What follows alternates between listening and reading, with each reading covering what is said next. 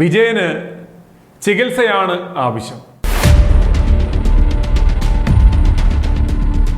പ്രസംഗിച്ചുകൊണ്ട് നിൽക്കുന്നതിനിടെ പിണറായി വിജയന് ഇന്നും ഹാലിളകി.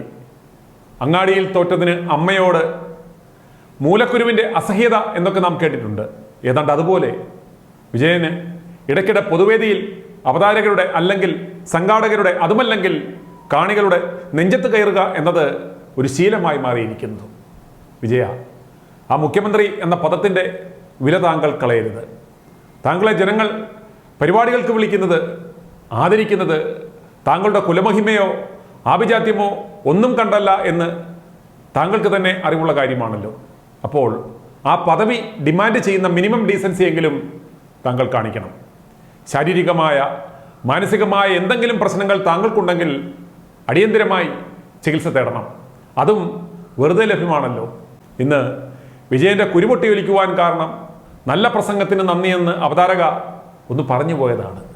അവർ പിന്നെ എന്തു പറയണമായിരുന്നു? സദസ്യരെ വെറുപ്പിച്ച വിജയന് നന്ദി എന്ന് പറയണമായിരുന്നു. കൊട്ടയിലും ഇന്ത്യൻ്റെയിലും കൊള്ളാത്ത ഇനങ്ങൾ എന്ന് പറയുന്നത് ഇത്തരക്കാരെ ഉദ്ദേശിച്ചല്ലേ?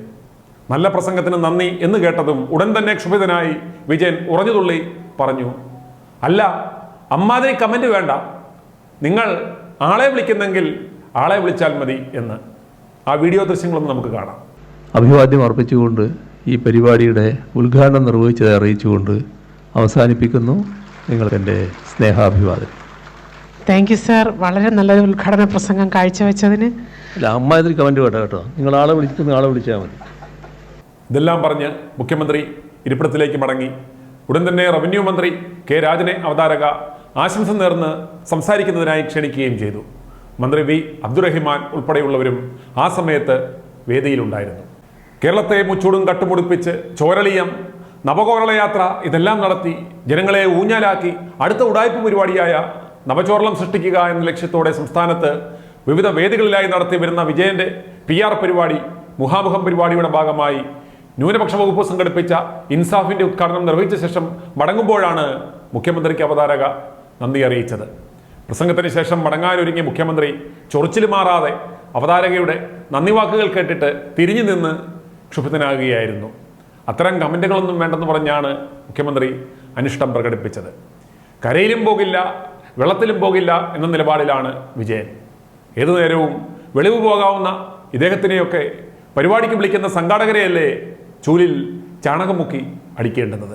ഡേയ് വിജയ, ഷോ ഒക്കെ നിന്റെ വീട്ടിലിറക്കിയാൽ മതിയെന്ന് അവിടെ കൂടിയിരുന്ന ഒരാൾ പോലും പറഞ്ഞില്ല എന്നത് തന്നെ കേരള ജനതയുടെ ഒരു ശരാശരി നിലവാരം വെളിവാക്കുന്നു. ഇവർ മലർന്നു കിടക്കുമ്പോൾ അണ്ണാക്കിൽ അപ്പിയിടുന്ന മരപ്പട്ടിയുടെ ധൈര്യം പോലും കേരളത്തിലെ ജനങ്ങൾക്കില്ല എന്നതാണ് പരമാർത്ഥം. മുഖാമുഖം ഇയാളുടെ മുഖത്തൊക്കെ എങ്ങനെ നോക്കിയിരിക്കും? ആ നോക്കിയിരിക്കുന്നവരെയല്ലേ പറയേണ്ടുന്നത്. മുഖാമുഖം പരിപാടിയിൽ കഴിഞ്ഞ ദിവസം KR നാരായണൻ ഇൻസ്റ്റിറ്റ്യൂട്ടിന്റെ ശോചനീയാവസ്ഥയെക്കുറിച്ച് ചോദിച്ച ഷിബു ചക്രവർത്തിയുടെ നെഞ്ചത്തും വിജയൻ ചാടിക്കയറിയിരുന്നു.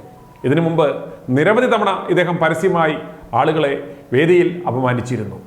വിജയനെ അടിയന്തിരമായി നല്ലൊരു സൈക്യാട്രിസ്റ്റിൻ്റെ അടുത്ത് കൊണ്ടുപോവുക, അദ്ദേഹത്തിന് ചികിത്സ അനിവാര്യമാണ്. അല്ലെങ്കിൽ പ്രശ്നങ്ങൾ കൂടുതൽ സങ്കീർണമാകും. i2i News, an eye for truth. i2i News subscribe ചെയ്തിട്ടില്ലാത്തവർ ഇപ്പോൾ തന്നെ സബ്സ്ക്രൈബ് ചെയ്യുക. നോട്ടിഫിക്കേഷൻ ലഭിക്കുവാൻ ബെൽ ബട്ടണും അമർത്തുക.